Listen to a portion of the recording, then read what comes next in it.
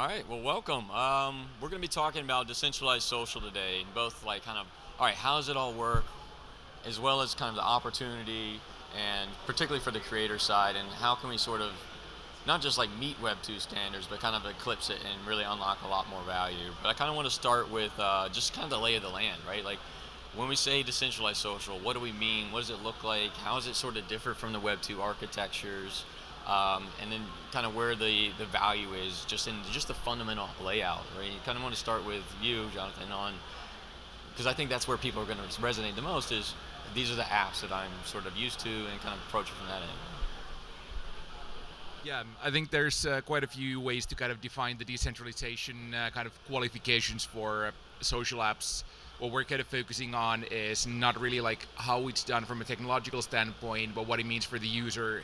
And typically that means that the big difference between centralized and decentralized is that in centralized, the company owns your data and your profile. In decentralized, you own your data and your profile, and kind of everything else sort of rolls from there onwards. Nice. And then so you're built on you're kind of a mobile app, if you will, built on top of some of these other decentralized protocols, Lens, CyberConnect. Do you want to sort of talk about, Ryan, what is CyberConnect and kind of how that sort of compares, I guess, to some of the traditional Web 2 social that we kind of know and familiar with? Yes, yes. So CyberConnect's design is meant for users to own their social data. That's including profiles, data from their content creation, their monetization channels, how their followers are, how they distribute content to their followers. That's the biggest design difference, and then everything that they could create is eventually owned by them, and developers can tap into this community-owned social graph to build quickly instead of building it on their like getting started with their co-starts. You can directly tap into the existing data platform that's not owned by us as well. So that's the biggest design difference. Otherwise, you would have to like trust Twitter to do their job of like opening up APIs all the time for you guys to tap into, or trust Facebook will never turn down their API eventually in the future. No, I think that is kind of one of the most, it's a nuanced architecture perspective, but it's a kind of a big unlock, right? Where you've got, this is the social graph layer. For me, to, if I want to spin up a new app, like I don't need to go out and acquire a bunch of users. I kind of just plug into CyberConnect Lens, whatever it is, and all the users, the feed, content's there. And it sort of has the rules underneath the hood, right, to allow a user to post content and make money and all sorts of stuff. Um, how are you sort of approaching, like, kind of like, how do you sort of think about building um, a decentralized network? Like, how, kind of walk you from the backstage. How do we do Web 2, and how does it sort of differ from a Web 3 perspective? Well, we've been focused for years now on a specific aspect of the broader problem that we think has implications for all of social, which is the social graph. And the core thing we focused on, and we've been doing social now for over 15 years, at different companies, is that the way that people all relate to each other, whether you have fans or you have friends, that those relationships ideally should be owned by the people. And what's really important, we think, we look at history, is they should be owned in a way that's not by the people, in a way that's not mediated through not only a central broker like a Facebook, but any economic system, including a tokenized system. So we've been focusing on a protocol called DSMP that's kind of like designed to be the next core protocol of the stack of the internet. You have the TCP/IP protocol stack and HTTPS, and then the idea is that the first protocol I mentioned there, TCP/IP, link the world's computers. The next era was to link the data on those computers with a core protocol. The next era, we believe, is to link all the people that are currently linked through private platforms. And we think that it would be dangerous to replace platforms with tokenized systems for those linkages. That should be through a public protocol. But then you can leverage blockchain in important ways to anchor kind of a recording of of metadata to anchor trust and around anchor truth around who posted what, authenticity of the content itself, has it been modified, etc. So we created a chain called Frequency for that purpose. So it's a layer one solution for DSMP that kind of world that provides those anchors. I like that. So it really sounds like the core thing with decentralized social is ownership, right? Of profile content and all this sorts of stuff. I think one thing is just just to be realistic, like we're not all on social decentralized social app right now. So like what sort of I guess more at the application layer, what's working and what's not? Like what are some of the challenges we need to kind of get over and maybe start with what's working, if you will. Like where do we see kind of that user traction? Where's that little nugget of gold, if you will, that users are kind of falling in love with? Yeah, I can maybe start on that one on the kind of front end side. So I think there's multiple different challenges that need to be solved before we're ready for wider adoption for Web3 social. And the good news is that there's a lot of great projects that are solving those in their own ways, and all of this can kind of meet in the middle for being ready for the execution. Where I think 2024 is going to be a pretty big year for social in the sense that finally all of the protocols and kind of standards that have been built over the last couple of years are starting to be ready for adoption. So one thing is obviously that right now like none of the social protocols have actually been even hypothetically ready for millions of users because the technology wasn't really there yet, and kind of just being decentralized enough but still scalable was the first challenge to solve. And I think now platforms like Lens and Farcaster and CyberConnect have all been working on that on their own ends, and we started getting these social graphs that are actually ready for at least millions of users, hopefully tens or hundreds of millions of users. The other part is the onboarding, where I think Ryan can be talking a lot more about what comes with account abstraction and how do we create wallets for hundreds of millions of people who don't need to know what blockchain is in order to unlock that. And that's the other big thing, where we need to make it as easy as your Web2 signups, where you don't have to figure out cloud technology in order to sign up to Facebook. It should all be happening in the background, and we're getting there where we can really abstract away the complexities. The third big thing is obviously like, why would you join Web3 social? And just because it's Web3 is not going to be a reason for 99% of the people. They really don't care enough. And that's where then we need to start figuring out novel ways to do things that actually provide value for the users. What we're seeing is one interesting side is the gamification, which brings in like a couple of big things. So we've gamified on favor your credibility as a first step. So the more NFTs and other assets you connect, and the more wallets you connect, the more legitimate those wallets are, the higher credibility you earn, the more levels you can achieve in the app, the more perks you start gaining. And we've seen people connecting over 75,000 wallets with over 50 million worth of assets in them in the first couple of months since rolling out this gamified credibility score. And that's going to obviously help us then keep away the bots and the fake users, and also reward the high quality users, recognize them. But that's been working quite nicely, and that's something unique to the blockchain, because we don't need to go and build on 20 different APIs and hope they don't kill our access like in Web 2. As we saw, like building on Reddit or Twitter is a really bad idea. They're going to rug you entirely, and they have now in the recent months. But then if you're building on, let's say, connect your Bored Ape, there's no way that Yuga can tell us, like, we cannot look at whether somebody's wallet has a Bored Ape and give them points for that, because blockchain is interoperable and not controlled by even the issuers of the NFTs. And through this, there's also then the point economy, where tokens obviously are going to be a great way to allow an exchange between people who have earned too many points and people who want more points, which is something that has been missing in a lot of the Web 2 apps and would be very hard to actually implement with like a global fiat transaction system, because that requires just so many things to be done compared to giving people tokens, and there already is an infrastructure for off-ramp and on-ramp that works in most countries. So I think those are the things that are kind of now about to be solved, and some of the early traction points that we're seeing with the 250,000 users that have signed up to favor so far. No, I like that. I think that it's a really interesting point on like kind of the data richness, right? Like you've got not just the data on your app, right? You've got it kind of the Bored Apes and everything that users sort of touched on their address, and like you can use that within your app to sort of solve that bot problem that we've got inside of social, right? And not just solve it, but like use incentives, right? That's we've seen incentives in Web3 very much get gamed, if you will. But now, like kind of to bring some of that data richness and to kind of create a system that really works there. But you did touch on one thing there that I think is kind of a big challenge, right? Is kind of the UX layer, right? When I want to use a social app, particularly from a mass market perspective, it's got to look and it's got to be easy to use. You got to click a button, sign up. You can't have 1,000 different pop-ups and connect your hot wallet, all sorts of stuff. I know you're working on some like account extraction stuff. Can you talk about a little bit how that plugs in on the back end and what that really means from the UX perspective? Yeah. Well, first off, it's not plugged in on the back end. So one of the design, or at least we have this design principle that everything has to be self-sovereign, otherwise, or like self-custody. Otherwise, we're building something that kind of just betrays the reason for Web3 at all. So CyberConnect protocol is already running on a lot of different chains. It's recording all the profiles, recording all the connections, recording all the content. However, users trying to get into these system is like, so they have to, well, start with a MetaMask, start with the seed phrase.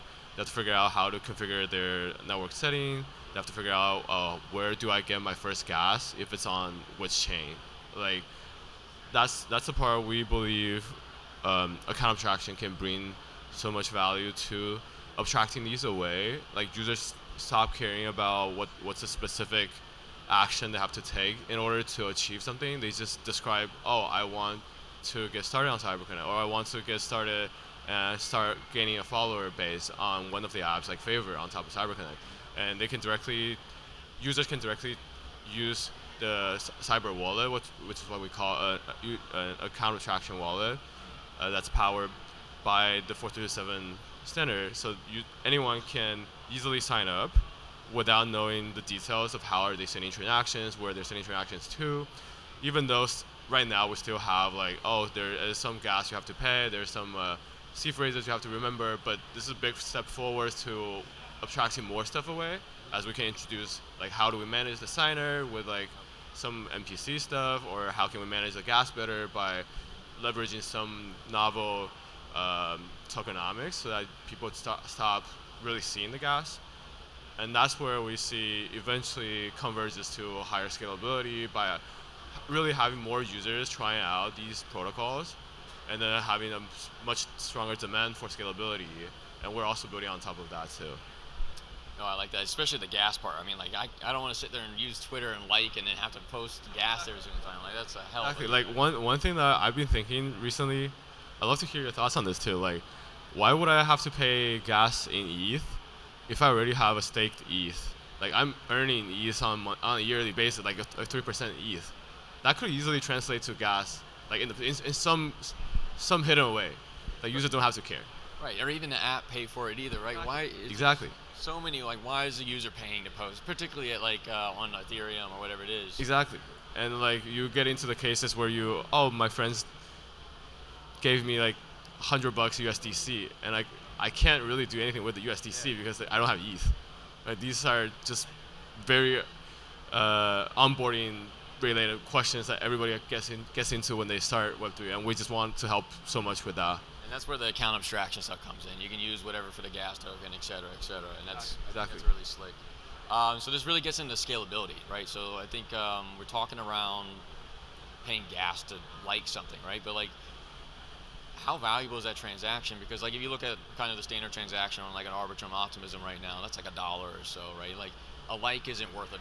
So how do we get like kind of the unit cost on a per transaction basis? Do we need to put everything on chain? Like how do you guys sort of think about scalability and like what deserves to be on chain, what deserves not to be on chain, and kind of what solutions are in place to really get that like transaction unit cost down to like what's required for social? Yes. Go for it. We have a whole different approach to that, but I want to get into that, but I want to go back to the adoption for just a second, because one other take we've taken that's different that I think is important on adoption is with user experiences, integrate with apps that already exist. So we're not back to your point, user experience and how you expect an app to operate like ones you've seen already, like a Twitter.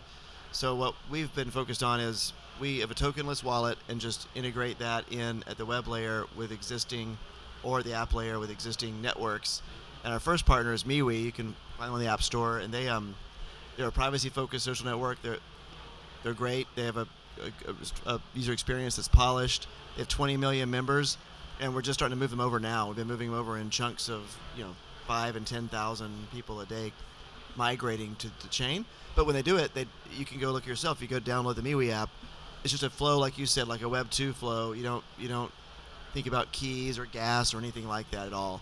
And it's giving people their data rights back, but without that kind of friction. So I think somebody here mentioned the value prop's not strong enough with Web3 to come just for the data rights, then the value of the data is so small on an individual basis, but the aggregate value is so high, it's created these distortions in our political system. So I think working with the folks like that makes a lot of sense. I mean, we has like 650,000 groups, all activated around communicating in a privacy-centric environment, and it's perfect for Web3, but it's not a Web3 app natively.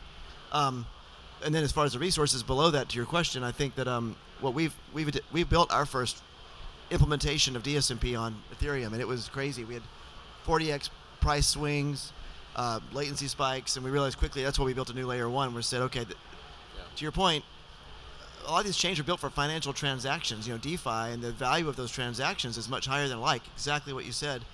And so we focused on a resource allocation, we call it capacity, where apps get capacity on the chain, they stake tokens for that capacity, and then they, in turn, can then have a fixed amount of capacity for any kind of messages, whether it's a post or a like or whatever. And, we don't think for a lot of reasons you should put media on chain anyway. There's a lot of philosophical issues we could talk about.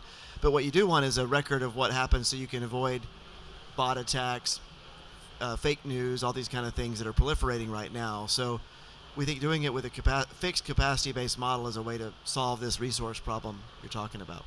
No, I like that. It kind of puts the onus on the app, which is kind of traditionally how we build apps anyway, right? Right, their existing models then can be layered on top. It's just like Amazon Web Services fees, right? Yeah. I think kind of how we view like what should be on chain and whatnot is very pragmatic in the sense that like we've seen already like Lens, for example, moving away from every single post being a transaction. Every like has never even tried to be a transaction because that would get way too expensive. And in general, I think the things that really should be on chain clearly is your profile, because that's the most valuable asset that most people actually own in their digital world in general. Like if you think about, would somebody rather wipe your current checkings account or your social accounts? I think for most people they would be more upset if their social accounts are going to be wiped instead of whatever few thousand they have in their checkings account at any given moment. That's kind of a given, but then on top of that everything else is sort of debatable. And I think follows are another thing that should be one way or another on chain, because the really cool part of that is that the moment that connection between you and somebody who follows you or somebody you follow goes on chain, then that connection becomes essentially then you both have control over that connection. So how Favor looks at it, we're going to be looking at all of the different things, whether it's the CyberConnect follows or Lens follows, but also, for example, fan NFTs. We're working with some Korean projects who are going to be minting K-pop fan NFTs for huge communities of music fans. And at that point, when as an artist you've minted a fan NFT for your 10 million super fans, then you have that direct connection that's not through Spotify, not through a record label, not through a third party that owns part of that, not YouTube, but actually you can take that connection and you can, let's say, come to Favor and you can use that same fan token to give people access to an exclusive community automatically without having to rely on APIs and centralized parties. Or you want to drop something into the wallet of every holder of that, you can do that. Let's say you want to give them another collectible, and kind of that just means that the moment people have some sort of an on-chain kind of note of whether you're a fan or a follower or something else, then that becomes sort of interoperable and anybody can build on that. And I think those are the most valuable things to keep on chain. And then whether posts and media are on chain probably shouldn't be. I think most people want to be able to feel cute and delete later instead of having fully immutable posts. We've all seen and we've all gone through our Facebook account removing the stuff that's no longer appropriate but used to be appropriate 10 years ago. So I don't think anybody dares to put their photos on chain anymore nowadays. It does, so that sort of touches on what the creator's sort of doing, and let's move there for a second. We talk about what is that appeal for the users to join crypto, right, or crypto decentralized social. Like, I don't think it's going to be like, ooh, I have a change of heart and everything's got to be decentralized. Like, so what is it really that's going to bring the users on? I think we've seen a little bit of success in the financialization layer, a little bit with fintech, obviously, the last couple of weeks. But what is it for you? Like, I mean, have you, on top of your apps, I know, Ryan, you guys have built Link 3. Where are you sort of seeing people sort of monetizing or like kind of unlocking kind of unique features is actually bringing users on board just kind of for like organic purposes, if you Yeah, well, first of all, I kind of really like the idea of crypto bringing more like economic play on top of existing anything. Like that's one of the unique value that crypto can bring because of the monetary aspect of it. So creator economy is definitely one of them, and then seeing some other like speculative games is a good experiment. For us on Link 3, we focus more on how can we help. So Link 3 is more like a LinkedIn now, rather than a creator kind of platform or a generic Twitter. We really focus on how can we bring value to the two sides of the market. One is the projects, the organizations, the DAOs who onboard to Link 3, who wants to build a community, wants to build a profile, and connect them to the people who want to just look for opportunities, look for professional relationships, or joining any kind of community. We currently don't have a very strong like economic play within that, but we see a very strong natural demand from the business side to really tap into these users. And we're building more into how can we build a native economics around this small but like quickly growing economy where communities meet the individual contributors. I think Favor did a really good job on their app in terms of like gamifying and creating some kind of that experience. And yeah, we love. Yeah, what's the lessons so far from Favor? Yep. I think kind of the like biggest sort of aha moment for us is kind of starting to think of everything through the kind of like equation of desire minus friction, which in the end kind of solves everything that people are doing. So how much do you want it? How confusing? How hard? How expensive is it to get there? And obviously, if we look at things like the stuff that has been kind of trending so far, so whether it's Steppen or Axie or now Friendtech, the desire very clearly comes from getting rich quickly. And some people manage to do that, but the problem with that is that it's not a sustainable model. So even though most of the crypto money kind of comes from thin air, it doesn't last unless there's some very clear utility being built in there. So it's either Ponzinomics or it's gambling. Those are kind of the two options where the money comes from in these kind of get-rich-quick style equations, and trying to build something long-term sustainable with that is going to be extremely hard. Then the third part is where we're betting on is value exchange. So in social media in general, that's already kind of a proven, well-working model. So creators create content that other people want to watch, and those other people in some cases are willing to pay for it, or at least they're willing to see some advertising in return for getting it for free. So that's a clear proven model that's not based on Ponzinomics, not based on gambling. People are trading value. I want to see your premium content, therefore I'm paying you 2 Matic each month to subscribe to that. Or I want to get more visibility for my post, therefore I'm boosting it with 1,000 favor points, which I just acquired with favor tokens. And these sort of like real value things where people want to pay for a certain thing, I think can bring that dynamic in there from a like financial reward perspective. And then that kind of is one of the key things for the creators, because obviously your average Joe who's posting to their 100 friends is probably not going to be making a meaningful amount of money in this sort of a system, and shouldn't, because they're not really creating oversized value with their actions, and it shouldn't be their motivation at that point.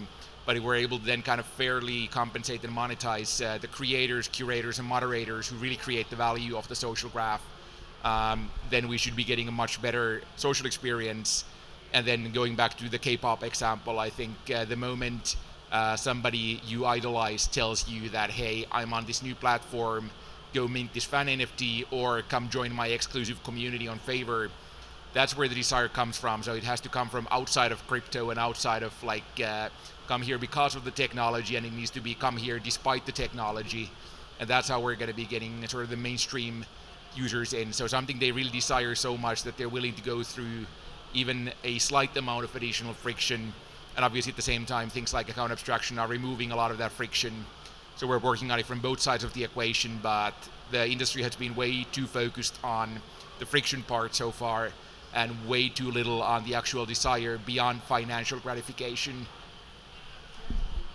No, I think there's you kind of brought it up like that curator, right? I think a lot of what you tokenize this stuff and like kind of the models that you do with the app layer, it opens up new ways to earn money or new ways to participate and actually get value back, right? If you're curating content, you like you design a feed, right? You get paid for that.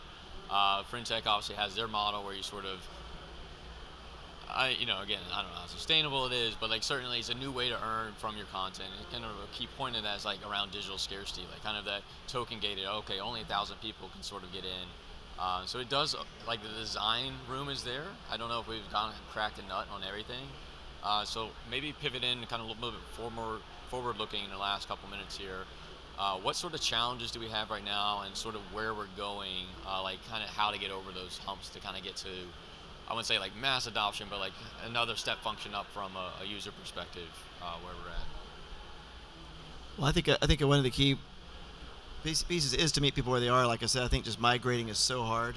So I think that if we can get more people to migrate by virtue of the apps they're already using or now on a graph, then they can go use new apps, but they already have their friends there, or their favorite artists there, etc. And they don't have to go and do the cold start problem would be eliminated. Because one thing that we all saw with Web 2 is the network effects are so powerful that it's very much winner take all, right? For pictures, it was winner take all. For Instagram, for text, it was winner take all. For Twitter, etc. So the fact that there are winner take all dynamics around these modalities tells you that the network effects are so powerful. That's why we think it's important you move the network effects into the core internet itself, and then you can have a more diverse ecosystem of players that are providing functionality, that can be more interesting, different art forms, different things, versus one app like Instagram with stories and reels and all this stuff all packed into one app that's not optimized for any, it's optimized for certain things, but other things are buried, and you got to do.